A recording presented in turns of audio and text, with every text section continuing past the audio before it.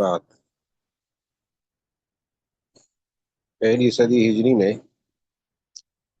عمر ابن عبدالعزیز رحمہ اللہ کا کردار احادیث کو جمع کرنے کے حوالے سے پیش خدمت تھا۔ یہاں ضمناً ہم مسلمانوں کی سیاسی تاریخ کا سرسری جائزہ لیں گے، اس کے بعد ہم پھر تدوین حدیث کے مختلف مراحل پر کچھ گزارشات پیش کر سکیں گے۔ ہماری جو سیاسی تاریخ ہے اس کی بنیاد تو نبی علیہ السلام کی سیرت ہے۔ آپ صلی اللہ علیہ وسلم نے دنیا سے رحلت فرمائی ہے 11 ہجری کو۔ 11 ہجری سے لے کر 41 ہجری تک حضرات خلفائے راشدین کا دور تھا۔ ابو بکر، عمر، عثمان، علی، حسن رضی اللہ عنہم جمیعاً، ان کا دور خلافت رہا ہے۔ 41 ہجری سے لے کر 64 ہجری تک یہ دور حضرت ابو سفیان رضی اللہ عنہ کی اولاد کا دور حکومت ہے، دور خلافت۔ اولاد ابو سفیان، جن میں سب سے پہلے حضرت معاویہ رضی اللہ عنہ ہیں 41 سے 60 تک، پھر یزید ہے حضرت معاویہ رضی اللہ عنہ کے بیٹے، اور 64 ہجری میں یزید کے مرنے کے بعد اس کا بیٹا ہے معاویہ۔ یہ تقریباً 2 مہینے رہے، تو سن 64 ہجری ہی اس خاندان کا دور خلافت، 41 سے 64 ہجری تک۔ سن 64 ہجری سے لے کر 73 ہجری تک امت مسلمہ کے بڑے خلیفہ گزرے ہیں، حضرت عبداللہ ابن الزبیر رضی اللہ عنہ۔ عبداللہ ابن الزبیر رضی اللہ تعالی عنہ، انہوں نے مدینہ منورہ سے تب ہجرت فرمائی تھی جب یزید برسر اقتدار آیا تھا اور مکہ مکرمہ میں آ کر مقیم ہو گئے تھے۔ حضرت حسین رضی اللہ عنہ نے بھی اور آپ نے یعنی حضرت عبداللہ ابن زبیر نے بھی۔ حضرت حسین رضی اللہ عنہ تو کوفہ کی طرف تشریف لے گئے اور وہاں شہید ہو گئے۔ عبداللہ ابن زبیر رضی اللہ عنہ مکہ مکرمہ میں مقیم رہے، تو یزید کے مرنے کے بعد خلافت کا اعلان انہوں نے فرمایا اور سن 73 ہجری تک خلیفہ رہے، 64 سے 73 تک 9 سال بنتے۔ اسی زمانے میں دمشق میں متوازی حکومت قائم ہو گئی مروان کی، مروان ابن حکم، حضرت حکم رضی اللہ عنہ کے صاحبزادے مروان۔ اور جب وہ فوت ہونے لگے تو انہوں نے تقریباً 1.5 سال وہ حکمران رہے، برسر اقتدار رہے اور خلافت ہی کے دعوے دار رہے۔ اسی لیے بعض علماء نے ان کو خلیفۃ المسلمین کی فہرست میں شامل کیا ہے، اگرچہ راجح یہ ہے کہ عبداللہ ابن زبیر خلیفہ تھے۔ مروان کے بعد ان کا بیٹا عبد الملک وہاں حکمران بنا دمشق میں، اور اپنی حکومت کی توسیع میں وہ مصروف رہا، عبد الملک ابن مروان۔ اسی کے گورنر نے سن 73 ہجری میں حجاج ابن یوسف یا عبد الملک ابن مروان کا گورنر ہے۔ سن 73 ہجری میں عبداللہ ابن زبیر رضی اللہ عنہ کو مکہ مکرمہ میں شہید کیا، تو پھر عبد الملک ابن مروان برسر اقتدار تو تھے لیکن خلیفۃ المسلمین بن گئے، اور ان کی خلافت کا دورانیہ سن 86 ہجری تک ہے۔ اس کے بعد ان کا بیٹا ولید ابن عبد الملک آیا۔ مروان کی طرف سے ترتیب یہ قائم ہوئی تھی کہ عبد الملک خلیفہ ہوگا اور اس کے بعد عبدالعزیز ہوگا، عمر ابن عبدالعزیز کا والد، لیکن عبدالعزیز وہ عبد الملک کی زندگی میں وفات پا گئے، چنانچہ سلسلہ اب تبدیل ہوا اور عبد الملک نے اپنے بیٹوں کو خلافت دی ترتیب کے ساتھ۔ پہلے ولید سن 96 ہجری تک رہا ہے، ولید ابن عبد الملک، اور سن 96 سے لے کر سن 99 ہجری تک سلیمان ابن عبد الملک رہا ہے۔ ان کی زندگی مختصر رہی خلافت میں، اور سلیمان ابن عبد الملک نے اپنا نائب اور جانشین بنایا عمر ابن عبد العزیز کو۔ 101 ہجری تک عمر ابن عبد العزیز رہے، پہلی صدی کے مجدد کہلاتے ہیں۔ اب عمر ابن عبد العزیز مرکزی خلیفہ تو تقریباً 2 ڈھائی سال رہے ہیں، لیکن مدینہ منورہ کے گورنر پہلے رہے ہیں۔ احادیث کی تدوین کا جو معاملہ ہے یہ ان کی گورنری کے زمانے کا ہے، اور پھر یہ سلسلہ چل پڑا تھا پہلی صدی میں۔ عمر بن عبد العزیز کے بعد یزید ابن عبد الملک خلیفہ بنے ہیں، اور پھر ہشام ابن عبد الملک 25 ہجری تک ہشام رہے، 101 سے 5 تک یزید، اور 105 سے لے کر 125 تک ہشام عبد الملک کا فرزند۔ اس کے بعد اسی خاندان کے لوگ تھے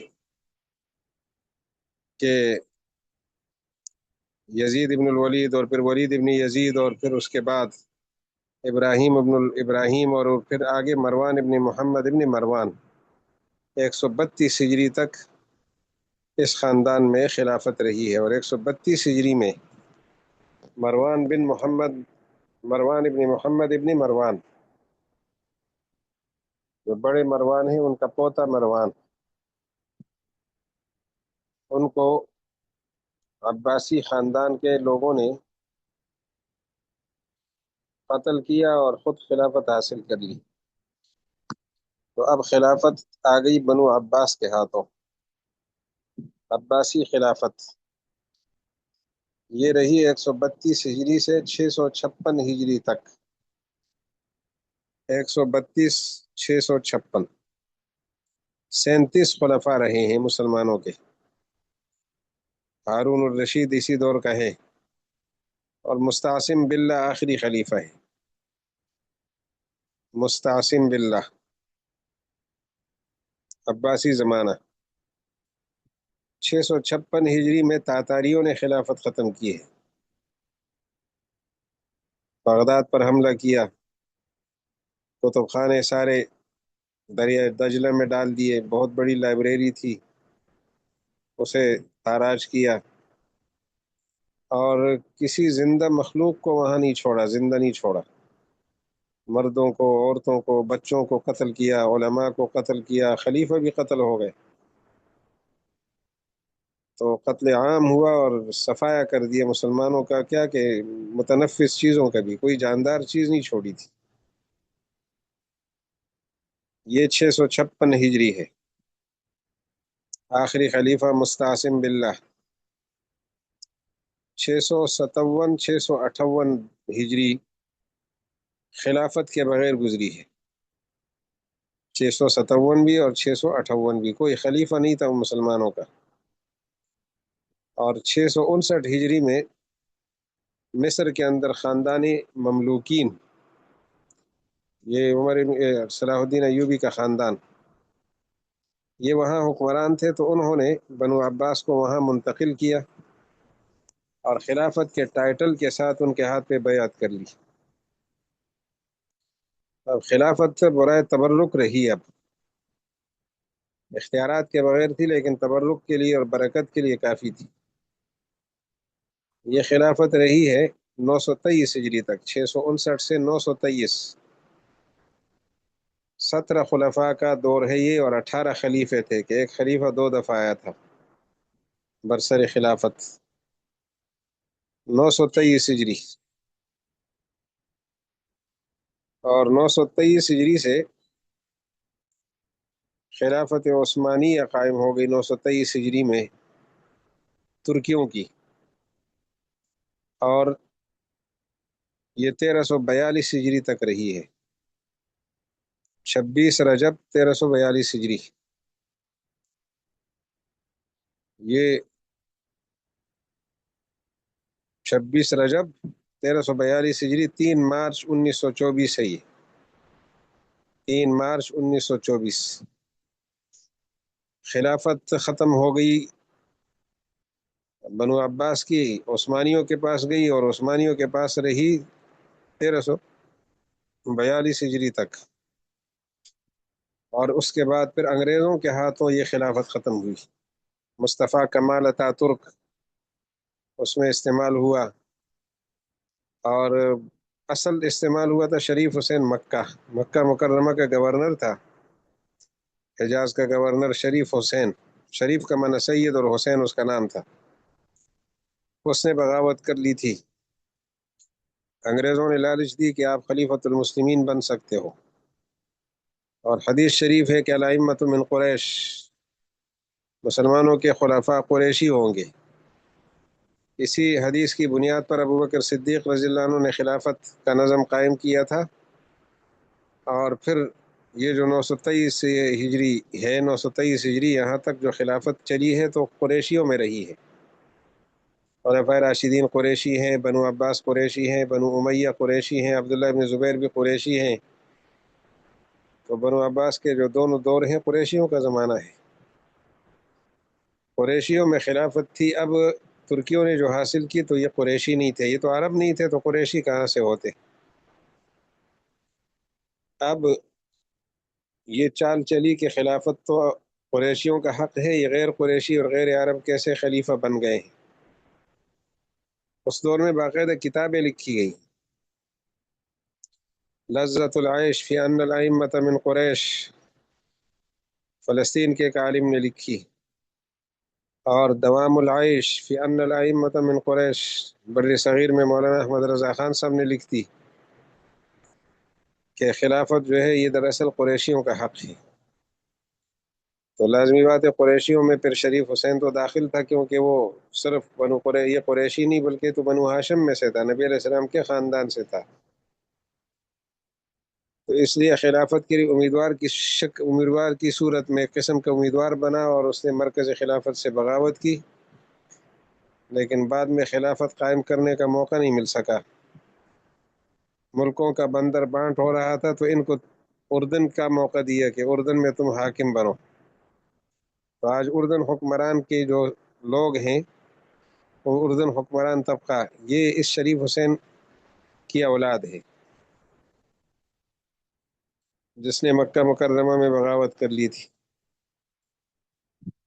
تو 1924 سے اب تک کوئی خلافت نہیں ہے. دنیا میں دیگر نظام جاری ہیں، کہیں جمہوریت ہے، کہیں بادشاہت ہے، لیکن خلافت نہیں ہے. اس خلاصے کے اور خاکے کے بعد ہم اب عرض کریں گے کہ دوسری صدی ہجری، کیونکہ 101 میں عمر بن عبدالعزیز کی وفات ہوئی ہے، تو دوسری صدی ہجری میں جو احادیث کی تدوین کا سلسلہ شروع ہوا، اس دور کی مشہور کتابیں کتاب الآثار ہے امام ابو حنیفہ کی. فقہی ترتیب پر یہ کتاب مرتب کی گئی ہے. امام ابو حنیفہ رحمہ اللہ نے 40,000 احادیث میں سے اس کتاب کا انتخاب کیا ہے. اس کے نسخے البتہ کئی ہیں. امام محمد رحمۃ اللہ علیہ کی روایت سے بھی ہے، امام ابو یوسف کی روایت سے بھی ہے، امام ظفر کی روایت سے بھی ہے یہ کتاب. اس کے بعد اس صدی کی دوسری مشہور کتاب موطأ امام مالک ہے، اور اپنے دور میں یہ اصح الکتب بعد کتاب اللہ سمجھی جاتی تھی. یہ لقب بعد میں ملا صحیح بخاری شریف کو. اس کی وجہ یہ ہے کہ موطأ امام مالک کی تقریباً ساری حدیثیں بخاری میں موجود ہیں، اور کچھ اضافی حدیثیں بھی صحت کے ساتھ موجود ہیں. تو لہٰذا یہ متوازی نہیں ہے کہ موطأ امام مالک کی حیثیت اس نے ختم کر دی. موطأ امام مالک کی ساری حدیثیں اور اضافی حدیثیں صحیح بخاری شریف میں آ گئی ہیں. تو اصح الکتب بعد کتاب اللہ کا درجہ اگر بخاری نے حاصل کر لیا تو موطأ امام محمد کا درجہ کم نہیں ہوا، وہ تو اس کا حصہ ہے. وہ ساری حدیثیں وہاں موجود ہیں۔ اسی طرح ایک کتاب ہے جامع معمر ابن راشد، اور اسی طرح جامع سفیان ثوری ہے، سنن ابن جریج ہے، سنن ہے وکیع ابن الجراح کا، اور کتاب الزہد ہے عبداللہ ابن مبارک کی۔ یہ کتابیں دوسری صدی ہجری میں مدون اور مرتب ہو کر لکھ کر منظر عام پر آئیں۔ تیسری صدی ہجری میں تدوین حدیث کی جو ترتیب رہی، اب تو سلسلہ چونکہ سندوں کا بھی لمبا ہو گیا، پہلے تو لمبی سندیں نہیں تھی، پہلی صدی میں تو ایک دو بندوں کا نام لینا پڑتا ہوگا، دوسری صدی میں چلو تین چار نام ہوں گے، لیکن تیسری صدی میں تو عنوان لمبا ہو گیا۔ اب ایک ایک حدیث کی کئی کئی سندیں ہیں، تو علم جو پھیل گیا، تو اس دور میں فن حدیث پر جو کتابیں ہیں وہ بھی نئی شکل کے ساتھ ہیں، یعنی اسماء الرجال کا علم بھی سامنے آ گیا، اور کتابوں کی بھی مختلف قسمیں بن گئی۔ تو تیسری صدی ہجری میں یہ جو سیاہ ستہ ہیں، یہ تیسری صدی ہجری کی کتابیں ہیں، بخاری ہے، ترمذی ہے، ابو داود ہے، ابن ماجہ ہے، نسائی ہے، تو یہ کتابیں تیسری صدی ہجری کی کتابیں ہیں۔ ان میں سے چند مشہور نام آپ کی خدمت میں عرض کرنے ہیں۔ مسند ابو داود طیالسی، یہ جو مشہور ابو داود ہے ان سے متقدم ہے یہ بزرگ، مسند ابو داود طیالسی۔ دوسری مشہور کتاب ہے مسند احمد بن حنبل، احمد بن حنبل 241 ہجری میں فوت ہو گئے ہیں۔ امام بخاری رحمۃ اللہ علیہ سے وہ پہلے فوت ہوئے ہیں، امام بخاری کی 256 وفات ہے۔ احمد بن حنبل امام بخاری کے استاذ ہیں، تو سب کو معلوم ہے۔ اسی طرح کتاب ہے مصنف عبد الرزاق، صنعاء یمن کے بزرگ ہیں۔ اسی طرح مصنف ابو بکر ابن ابی شیبہ، مصنف ابو بکر ابن ابی شیبہ، یہ بزرگ امام بخاری اور امام مسلم دونوں کے استاد ہیں۔ اسی طرح مستدرک حاکم ہے، مستدرک کا معنی وہ حدیث ہے جو چھوٹ جائے اور کوئی جمع کر لے، اس کو مستدرک کہتے ہیں، جمع شدہ کتاب کو مستدرک کہا جاتا ہے۔ حاکم کا مستدرک، یہ بخاری اور مسلم پر مستدرک ہے، کہ امام بخاری کے لیول کی، امام بخاری کے شرائط پر پوری اترنے والی بہت ساری حدیثیں بخاری میں نہیں ہیں، انہوں نے وہ تلاش کر کے جمع کر لی۔ مسلم شریف کی شرطوں پر حدیثیں بہت زیادہ ہے، لیکن مسلم میں نہیں رہی، نہیں داخل ہو سکی، تو انہوں نے وہ جمع کی، مستدرک۔ اسی طرح معاجم طبرانی، طبرانی نے 3 معاجم نامی کتابیں لکھی ہیں، معجم طبرانی کبیر، اور معجم طبرانی اوسط، اور معجم طبرانی صغیر، تو مسند، معجم۔ اسی طرح مسند بزار اس دور کی کتاب ہے، مسند بزار، اس کو المسند الکبیر بھی کہا جاتا ہے۔ اسی طرح مسند ابو یعلا، اسی طرح سنن دارمی، امام دارمی رحمۃ اللہ علیہ کی کتاب، امام بخاری سے 1 سال پہلے فوت ہوئے تھے یہ بزرگ۔ اسی طرح سنن کبریٰ للبیہقی، بیہقی کی کتاب۔ اسی طرح سنن دارقطنی، یہ مشہور کتابیں ہیں اس بات کے دور کی، دارقطنی والے تو 4 صدی کے بزرگ ہیں، 385 ان کی وفات ہے، 306 پیدائش ہے، تو یہ 4 صدی کے ہیں، لہذا 4 صدی میں بھی احادیث پر قابل قدر کام ہوا ہے۔ یہ جو احادیث کی کتابیں ہیں یہ مختلف نام رکھتی ہیں، ایک خاص قسم رکھتی ہیں، یعنی حدیث کی کوئی نہ کوئی کتاب ہو، کوئی بھی حدیث کی کتاب، وہ کسی خاص قسم کے اندر داخل ہوگی. مثلا کچھ کتابیں جوامع ہیں، جامع. کچھ ایک اصطلاح ہے نا، جامع وہ کتاب ہوگی جو 8 مضامین پر مشتمل ہو، اس کے اندر احادیث ہو 8 مضامین کے دائرے میں، سیر ہوں، آداب ہوں. سیرت کی جمع ہے وہ مضامین جو نبی علیہ السلام کی حیات طیبہ اور واقعات پر مشتمل. سیر، سیرتوں کی حدیثیں، نبی علیہ السلام کی سیرت سے متعلقہ حدیث. آداب، معاشرت کے آداب، کھانے پینے کے آداب، تو آداب زندگی. تیسرے نمبر پہ تفسیر ہے کہ وہ حدیثیں موجود ہوں جو قرآن پاک کی تشریح پر مشتمل ہوں، قرآن پاک کی تفسیر. اور ایک عنوان ہے عقائد کا، وہ احادیث کے ان کا تعلق عقائد سے ہو. اسی طرح فتن، فتنہ کی جمع ہے، بڑے بڑے واقعات جن کی پیشگوئی رسول اللہ علیہ السلام نے ارشاد فرمائی ہے. اسی طرح اشرات ہے، اشرات کا معنی علامات قیامت. اسی طرح احکام ہے، احکام عملیہ، کرنے کے کام. اور مناقب، مناقب صحابہ، مناقب تابعین، مناقب انبیاء، بعض قوموں کے مناقب، صحابہ اور صحابیات کے مناقب. اور اسی طرح طبقات کے فضائل. تو یہ 8 مضامین جو ہیں، ان مضامین کو جو حاوی کتاب ہوتی ہے، اس کتاب کا نام ہے جامع. جامع جو ہے نا، یہ بخاری شریف جامع ہے. مسلم شریف کے حوالے سے تھوڑا اشکال ہے کہ مسلم شریف میں احادیث اس تفسیر بہت کم ہے، چند حدیثیں ہیں. بعض علماء نے کہا کہ 8 مضامین پورے نہیں ہیں، 8 مضامین مکمل نہیں ہیں. لیکن دوسرے حضرات جو فرماتے ہیں کہ مسلم کو بھی جامع کہا جائے، وہ کہتے ہیں مسلم کی چند حدیثیں کافی ہیں، اور باقی حدیثیں سب اس لیے نہیں لائے کہ بخاری شریف میں پھیلی ہوئی بہت ساری حدیثیں تفسیر سے متعلق ہیں، بہت ساری مختلف مقامات پر. عنوان اگرچہ تفسیر کا نہیں ہے. ایک تو یہ تو تفسیر کی حدیثیں،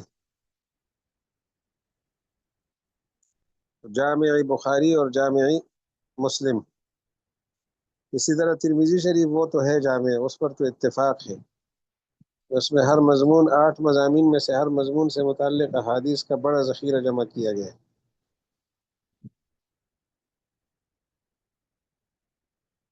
تو جوامع،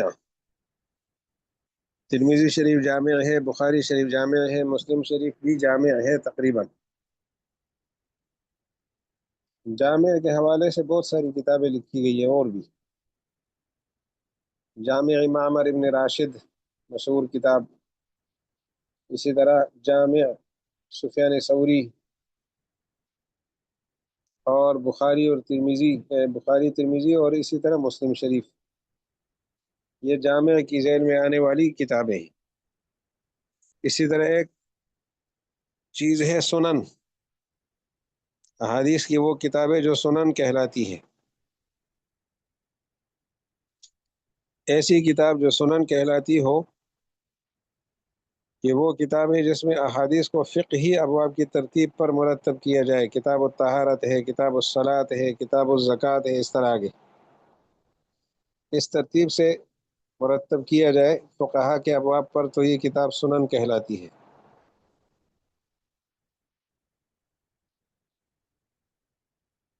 مصنف بھی ایسی کتاب کو کہا جاتا ہے، جیسے سنن ہے ویسے ہی مصنف، فقہی ابواب کی ترتیب پر. ہماری جو سیاہ ستہ ہے، ان میں ترمذی شریف تو سنن ہے، جیسے جامع ہے ویسے سنن بھی ہے، سنن ترمذی ہے. ابو داود شریف بھی سنن ہے، نسائی اور ابن ماجہ بھی سنن ہے. ان کے علاوہ سنن بہقی ہے، سنن دارمی ہے، سنن دارقطنی ہے، سنن سعید ابن منصور ہے، سنن کے نام سے بہت کتابیں ہیں۔ مصنف کے نام سے جو کتابیں ہیں وہ بھی اسی کے ذیل میں آتی ہیں، مصنف عبد الرزاق، مصنف ابن ابی شیبہ۔ اسی طرح آگے ایک اور عنوان ہے مسانید کا۔ مسانید جمع مسند کی ہے، مسند کے نام سے حدیثیں، مسند احمد بن حنبل، مسند ابی اعلیٰ، مسند کے نام سے حدیث۔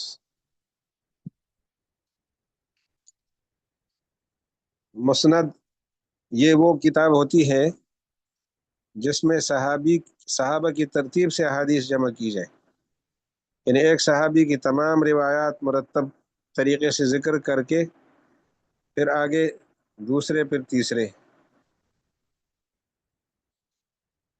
اسی طرح معجم بھی ایک اصطلاح ہے، معجم۔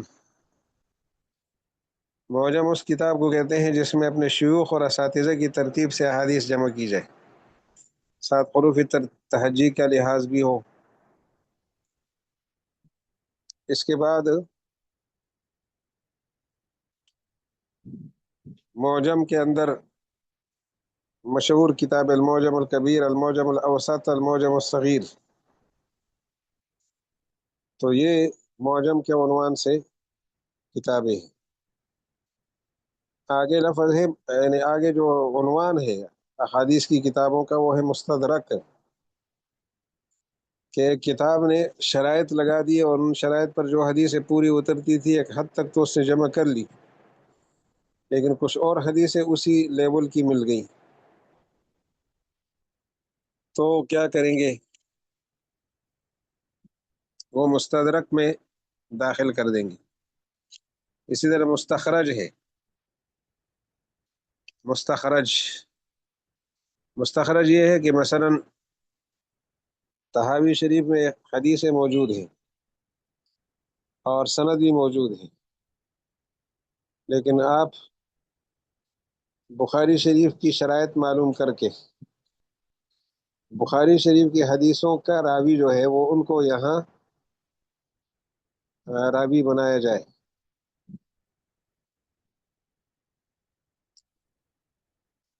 یعنی ان کی سند سے حدیثیں پیش کی جائے۔ تحاوی شریف کی سندیں ہیں، بخاری شریف کے لیول کی سند کے ساتھ بیان کی جائے اور موجودہ سندوں کو چھوڑ دیا جائے، یعنی وہ تو رہے، یہ ثابت کرنے کے لیے کہ یہ اس لیول کی سند سے بھی یہ حدیث مروی ہے۔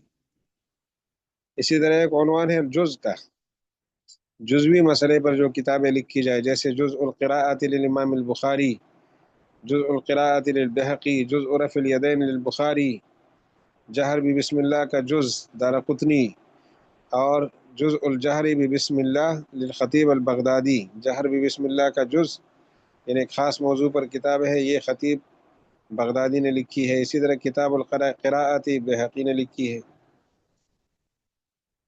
تو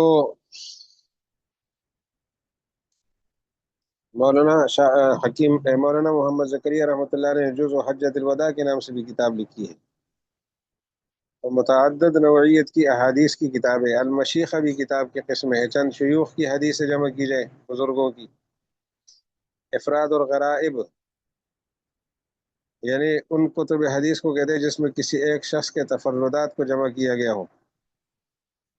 اس کے بعد لفظ آتا ہے تجرید کا، کہ کسی کتاب حدیث سے سند اور مقررات کو حذف کر کے صرف صحابی کا نام اور حدیث کا متن بیان کر دیا جائے تو یہ تجرید ہے، جیسے خود مشکات شریف میں تجرید ہے، زبیدی کی کتاب تجرید البخاری موجود ہے۔ اس کے بعد ہے تخریج،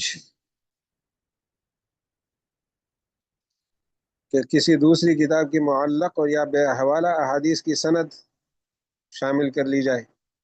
مثلا آپ حدیث سنتے ہیں، اس کی تخریج کریں، تخریج کا معنی اس کی سندیں معلوم کر لیں، تو تخریج کی مشہور کتاب ہے نصب الرایہ، یہ تخریج احادیث الہدایہ۔ تو تخریج کا مسئلہ۔ اس کے بعد ہے کتب الجمع، اس کا مطلب کیا ہوتا ہے؟ ایک سے زائد کتب حدیث کو روایتوں حدیث کی روایتوں کو بحذف تکرار جمع کر دیے جائے، جیسے الجمع بین الصحیحین، تو یہ صورت ہوگی کتاب الجمع۔ اس کے علاوہ اگلی چیز ہے الفہارس، فہرست کی جمع۔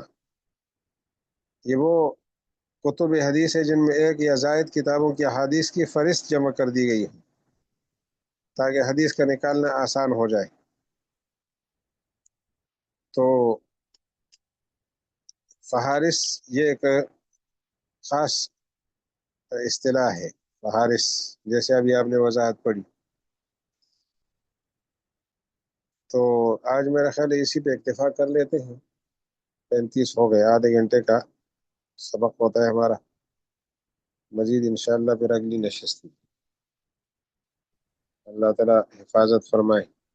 دعا میں یاد رکھیے ہمارے والد گرامی کی طبیعت ٹھیک نہیں ہے، تو دعاؤں کی درخواست۔ السلام علیکم ورحمۃ اللہ وبرکاتہ۔